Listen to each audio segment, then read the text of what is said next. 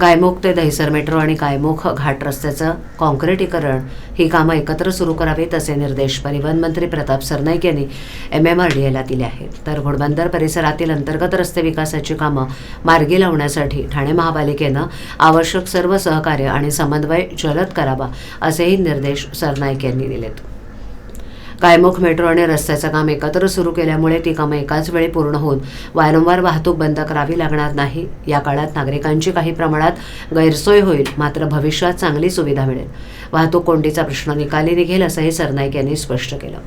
ठाणे महापालिका क्षेत्रातील शासन निधीतून MMRDA मार्फत होणारे विविध विकास प्रकल्प, नागला बंदर खाडी किनारा विकास प्रकल्प, घोडबंदर रोडवरील वाहतूक परिस्थिती इत्यादी विषयांचा आढावा घेण्यासाठी परिवहन मंत्री प्रताप सरनाईक यांच्या अध्यक्षतेखाली बैठकीचं आयोजन करण्यात आलं होतं। ही बैठक ठाणे महापालिका मुख्यालयातील कैलासवासी अरविंद पेंडसे सभागृहात संपन्न झाली। या बैठकीला ठाणे महापालिका आयुक्त सौरभराव, MMRDAचे अतिरिक्त महानगर आयुक्त अश्विन मुदगल, ठाणे महापालिकेचे अतिरिक्त आयुक्त 1 संदीप माळवी, अतिरिक्त आयुक्त 2 प्रशांत रोडे, नगर अभियंता प्रशांत सोनाग्रा, MMRDAचे संचालक अनिल साळुंखे, सार्वजनिक बांधकाम विभागाचे अधीक्षक अभियंता सिद्धार्थ तांबे, मुंबई महानगर प्रदेश प्राधिकरणाचे अधीक्षक अभियंता विनय सुर्वे, पोलीस उपायुक्त पंकज शिरसाट यांच्यासह विविध विभागांचे अधिकारी उपस्थित होते।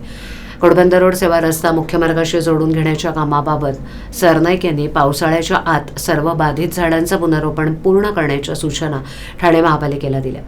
घोडबंदर रोड परिसरातील अंतर्गत पर्यायी रस्त्यांची जोडणी झाल्यावर मुख्य घोडबंदर मार्गावरील किमान 20% वाहतूक कमी होईल। त्यामुळे हे 5 पॅकेजमधील काम MMRDAनं जलद करावेत। त्यासाठी भूसंपादन किंवा इतर आवश्यक सहकार्य ठाणे महापालिकेच्या शहर विकास विभागानं समन्वय साधून तातडीनं करून द्यावेत असे निर्देश सरनाईक यांनी दिलेत।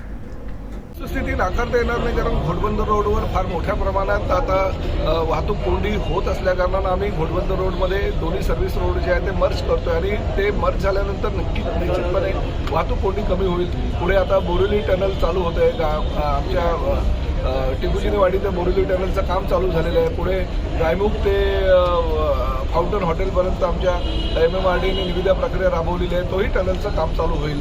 गायमुखपासून फाउंटन हॉटेलपर्यंतचा जो रस्ता आहे आणि मेट्रो आहे त्याचंही काम लवकरच चालू होईल। त्याचंही मुद्दल साहेबांच्या सांगण्यानुसार आम्ही लवकरात लवकर त्याची म्हणजे जे टेंडर प्रक्रिया आहे ती पण चालू करतोय। त्यामुळे पुढल्या काही दिवसांमध्ये निश्चितपणे जो वाहतूक कोंडीचा सामना ठाणेकरांना करावा लागतो किंवा इतर जिल्ह्यातील लोकांना करावा लागतो तो करावा लागतो। जागा संपादनामुळे प्रकल्पाला उशीर होतो। काही जागा भूसंपादनाची जी प्रक्रिया असते ती अवघड असते, फक्त महिना 2 महिन्यात ती होत नाही, त्याला त्या प्रक्रियेला किमान 8 ते 9 महिने लागत असतात आणि त्यामुळे थोडीशी दिरंगाई होते। परंतु सौरभराव साहेबांनी अतिशय चांगल्या प्रकारे आमच्या टाउन प्लॅनिंगच्या लोकांना सांगून या संदर्भातला निर्णय लवकरात लवकर घेण्याचं सूचित केलं असल्या कारणाने त्याला चालना मिळेल।